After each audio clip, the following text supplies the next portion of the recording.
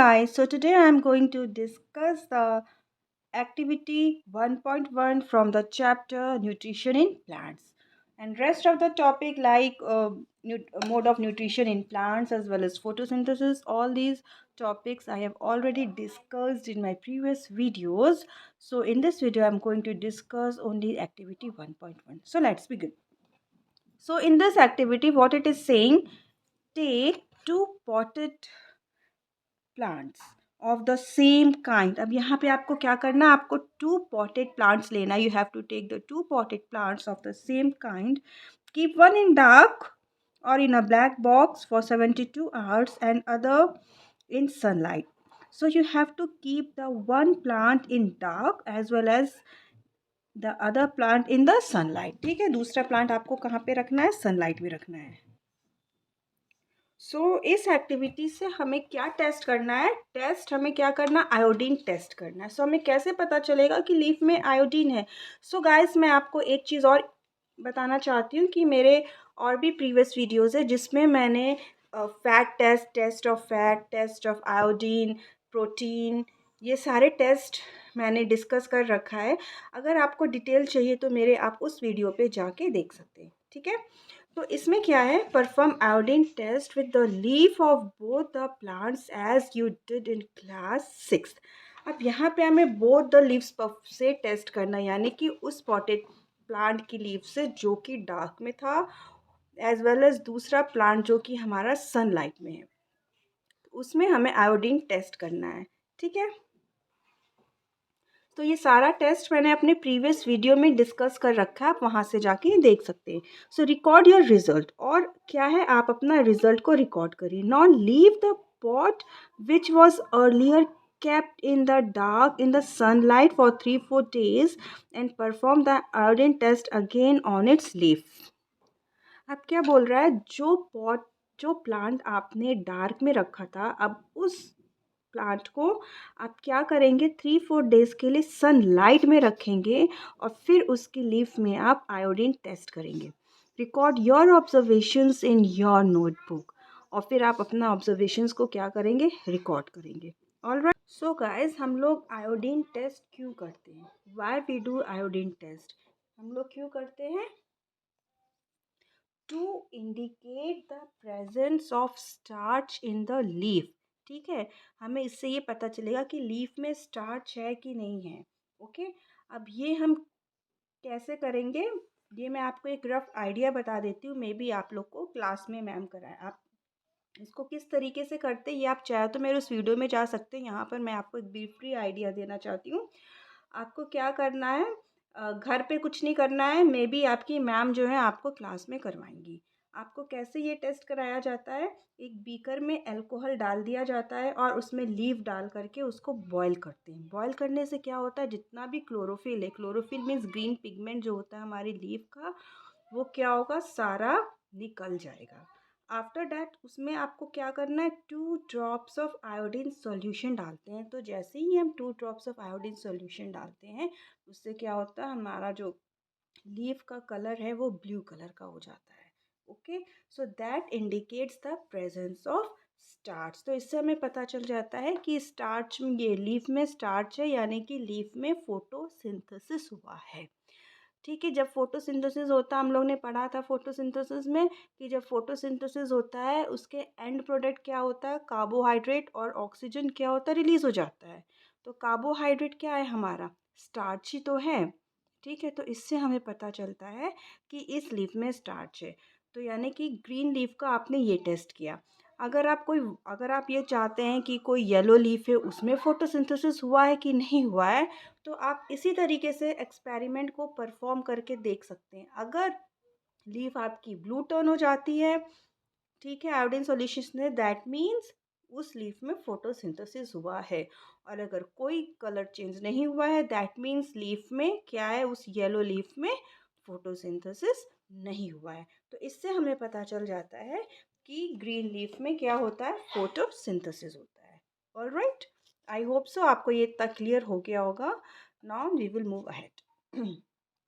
The leaves other than green also have chlorophyll. अब कुछ ऐसी भी होती हैं प्लांट्स जो कि जिसमें क्लोरोफिल होता है। कैसे होता है? The large amount of red, brown and other pigments mark the green colour. So photosynthesis takes place in leaves also. ठीक है, ये जो कलर्स है ना, रेड ब्राउन, ये भी जो है ग्रीन कलर ये देते हैं। तो जिस वजह से इसमें भी फोटोसिंथेसिस होता है या हो सकता है। All right.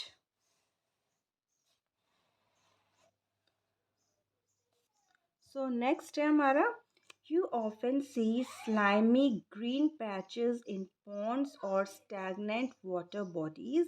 These are generally formed by the growth of organisms called algae. अब एल्गी क्या होता है? अब आप कहीं जा रहे हैं तो जनरली पॉन्ड में या कहीं पे ऐसा पानी हो जो कि बह नहीं रहा है, रुका है, स्टैगनेंट वाटर है, उसमें क्या होता है, ऊपर आपको एक ग्रीन कलर की स्लाइमी ग्रीन कलर की एक लेयर दिखाई देती है। उसे हम क्या बोलते हैं? एल्गी। ठीक है। You can guess why algae are green in colour. They contain chlorophyll which gives them the green colour. Algae can also prepare their own food by photosynthesis. अब एल्गी ग्रीन कलर की क्यों होती है? क्योंकि उसमें chlorophyll होता है, green pigment होता है। एल्गी में क्या होता है? ग्रीन पिगमेंट होता है, जिस वजह से एल्गी हमें ग्रीन कलर की दिखाई देती है। तो एल्गी में ग्रीन कलर है, दैट मीन्स उसमें भी क्या हो रहा है हमारा? इट कंटेन्स क्लोरोफिल, और क्लोरोफिल है वहाँ पे, दैट मीन्स उसमें भी फोटोसिंथेसिस हो रहा है। अब फोटोसिंथेसिस हो रहा है तो इससे क्या क्लियर कट हो गया कि एल्गी भी अपना फूड ओन प्रिपेयर करती है, it prepare its own food. Now next topic है synthesis of plant food other than carbohydrates. ठीक है, अब हमारा टॉपिक क्या हुआ? Now here you have just learned that plants synthesize carbohydrates through the process of photosynthesis. So हम लोग ने photosynthesis में क्या पढ़ा था कि प्लांट जो है वो क्या सिंथेसाइज करती है? कार्बोहाइड्रेट सिंथेसाइज करती है। ओके। अब ये जो कार्बोहाइड्रेट है वो किसका बना हुआ होता है? So the carbohydrates are made of carbon, hydrogen and oxygen. किसका बना होता है carbohydrates? Carbon, hydrogen as well as oxygen. These are used to synthesize other components of food such as proteins and fats। और ये जो होता है carbon, hydrogen and oxygen, ये जो होते हैं अदर कंपोनेंट्स ऑफ फूड को सिंथेसाइज करते हैं। अदर कंपोनेंट्स ऑफ फूड्स क्या हुआ? प्रोटीन एंड फैट, इनको ये सिंथेसाइज करने में हेल्प करते हैं। But proteins are nitrogenous substances which contain nitrogen. From where do plants obtain nitrogen? अब प्रोटीन क्या होता है? प्रोटीन्स आर नाइट्रोजिनस सब्सटेंस होता है। अब नाइट्रोजन इनको कहाँ से मिलता है? तो प्लांट जो होता है वो नाइट्रोजन, हम लोग ने ये भी पढ़ा था, ये कहाँ से एब्जॉर्ब करता है? सॉइल से करता है। एटमॉस्फेयर में ये नाइट्रोजिनस गैस होती है जो ये डायरेक्टली प्लांट एब्जॉर्ब नहीं करती है एटमॉस्फेयर से।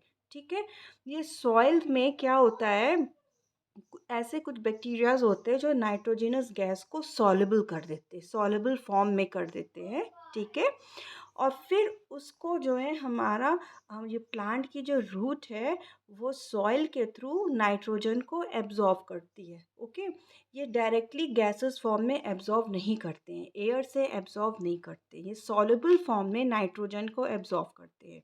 तो ये चीज़ आप अपने माइंड में रखिएगा।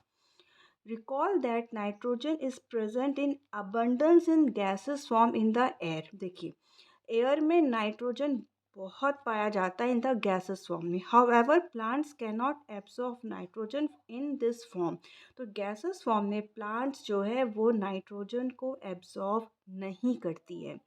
Soil has certain bacteria that convert gases nitrogen into a usable form and release it into the soil।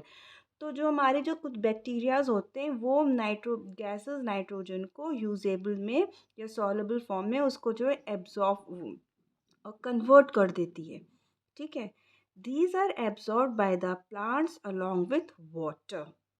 तो अब ये जो है नाइट्रोजन हमारे जब हम वाटर में जब ये सॉरी जब हम सॉइल में जब वाटर डालते हैं तो उसके थ्रू जो है सॉइल से हमको प्लांट्स में नाइट्रोजन मिलता है। Also, you might have seen farmers adding fertilizers rich in nitrogen to the soil. और कभी कभी आप क्या देखते हैं कि फार्मर्स जो हैं फर्टिलाइज़र देते हैं नाइट्रोजन की। क्यों देते हैं? क्योंकि गैसेस फॉर्म में ये नहीं लेते हैं, तो ये सॉइल में देते हैं और फिर बैक्टीरिया उसको ब्रेक डाउन करता है। In this way the plants fulfil there requirements of nitrogen along with the other constitutions. तो जब वो फर्टिलाइज़र देते हैं तो नाइट्रोजन के साथ साथ और भी न्यूट्रिएंट्स प्लांट को मिल जाता है। Plants can then synthesise proteins and vitamins. और अब जो है क्योंकि नाइट्रोजन जब प्लांट्स को मिल रहा है तो अब क्या हो गया, वो क्या सिंथेसाइज करने लगा? Proteins and vitamins. All right, I think so gas इतना आपको क्लियर हो चुका है। अब आप अब आप ये भी जान सकते हैं कि जो नाइट्रोजन है हमें सिर्फ फर्टिलाइज़र के थ्रू नहीं, हमें प्लांट्स के भी थ्रू मिलता है नाइट्रोजन। किस प्लांट्स के थ्रू मिलता है? हमें लेग्यूमिनस प्लांट्स के थ्रू मिलता है। इसमें क्या करते हैं फार्मर्स, जैसे वन रो नॉर्मल क्रॉप की लगा दिया, दूसरी रो जो है वो क्या करते हैं, ये लेग्यूमिनस प्लांट लगा देते हैं। फिर थर्ड रो नॉर्मल प्लांट और फिर फोर्थ रो क्या करते हैं, वो लेग्यूमिनस प्लांट की लगा देते हैं। तो ये लेग्यूमिनस प्लांट में क्या होता है, रूट्स में एक तरीके का राइजोबियम पाया जाता है, रूट्स में होता है। और उसमें क्या होता है, उससे जो है जो हमारे प्लांट्स को नाइट्रोजन मिल जाता है। तो इस तरीके से अगर सॉइल में लेग्यूमिनस प्लांट हम लगा रहे हैं तो हमारे सॉइल में जो है ये नाइट्रोजन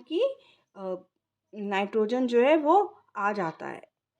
तो एक तो जो फार्मर्स ने हम ऊपर से दिया नाइट्रोजन उसके भी थ्रू प्लांट्स में मिल जाता है, और सेकेंडली जो होता है लेग्यूमिनस प्लांट्स के भी थ्रू जो है हमारे प्लांट्स को नाइट्रोजन मिल जाता है। ऑल राइट गाइस, तो इस वीडियो में आज मैं इतना ही डिस्कस करूँगी, और जो नेक्स्ट टॉपिक है other modes of nutrition in plants, ये टॉपिक मैं अपने नेक्स्ट वीडियो में डिस्कस करूँगी। So guys, if you are the new viewers, so don't forget to subscribe my channel. Until then, bye bye and God